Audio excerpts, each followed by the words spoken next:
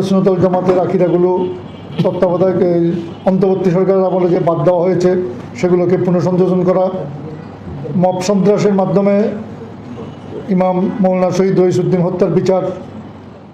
৬ দফা দাবিতে সংবাদ সম্মেলন করেছে বাংলাদেশ ইসলামী ফ্রন্ট। মাদ্রাসার পাঠ্য বইয়ে আহলে সুন্নাত ওয়াল জামায়াতের আকীদা পুনঃসংযোজন, মব সন্ত্রাসে নিহত আলেমে দ্বীন মাওলানা রইসুদ্দিন হত্যার বিচার এবং চাকরিচ্যুত ইমাম খতিবদের পুনর্বহাল সহ বিভিন্ন দাবি তুলে ধরেন সংগঠনটির নেতারা। আজ সোমবার ৯ মার্চ দুপুরে রাজধানীর ঢাকা রিপোর্টার্স ইউনিটির সাগর রুনি হলে আয়োজিত সংবাদ সম্মেলনে লিখিত বক্তব্য পাঠ করেন সংগঠনের মহাসচিব অধ্যক্ষ শ.উ.ম আব্দুস সামাদ। লিখিত বক্তব্যে তিনি বলেন, বাংলাদেশ একটি মুসলিম সংখ্যাগরিষ্ঠ দেশ এবং এদেশের মানুষের ধর্মীয় বিশ্বাস ও আধ্যাত্মিক ঐতিহ্যের মূল ভিত্তি আহলে সুন্নাত ওয়াল জামায়াতের আদর্শ। কিন্তু সাম্প্রতিক সময়ে বিভিন্ন ক্ষেত্রে এই ঐতিহ্যকে উপেক্ষা করা হচ্ছে, যা উদ্বেগজনক। তিনি আরও বলেন, মব কালচার কোনো সভ্য রাষ্ট্রে গ্রহণযোগ্য নয়। ধর্মীয় মতাদর্শের কারণে মবের শিকার ইমাম মাওলানা রইসুদ্দিন হত্যাকাণ্ডের সঙ্গে জড়িতদের দ্রুত আইনের আওতায় এনে দৃষ্টান্তমূলক শাস্তি নিশ্চিত করতে হবে।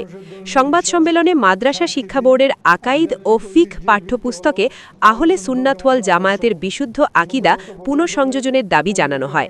পাশাপাশি অষ্টম, নবম ও দশম শ্রেণীর পাঠ্যবই থেকে বাদ দেওয়া মহানবী সাল্লাল্লাহু আলাইহি ওয়াসাল্লামের রওজা জিয়ারত ও উসিলা গ্রহণ সংক্রান্ত বিষয় পুনরায় অন্তর্ভুক্ত করার আহ্বান জানানো হয়। এছাড়া মব সন্ত্রাসের অজুহাতে চাকরিচ্যুত শিক্ষক, ইমাম, খতিব ও ব্যাংকারদের পুনর্বহাল, আউলিয়া কেরামের মাজার শরীফে হামলার ঘটনার বিচার এবং ক্ষতিগ্রস্ত মাজারগুলো সরকারি খরচে পুনর্নির্মাণের দাবি জানানো হয়।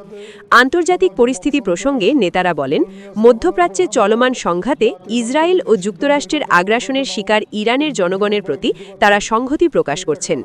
একই সঙ্গে যুদ্ধ ও আগ্রাসনের বিরুদ্ধে বাংলাদেশ সরকারের দৃঢ় কূটনৈতিক অবস্থান নেওয়ার আহ্বান জানান তারা। দাবি বাস্তবায়নে কয়েকটি কর্মসূচিও ঘোষণা করা হয়েছে। এর মধ্যে রয়েছে জাতীয় সংসদের প্রথম অধিবেশনে স্পিকারের কাছে স্মারকলিপি প্রদান, আগামী ১ এপ্রিল দেশের প্রতিটি থানা ও উপজেলায় মানববন্ধন ও প্রতিবাদ সমাবেশ এবং ৭ এপ্রিল প্রতিটি জেলা সদরে মানববন্ধন ও প্রতিবাদ সমাবেশ। সংবাদ সম্মেলনে সংগঠনের বিভিন্ন পর্যায়ের নেতারা উপস্থিত ছিলেন।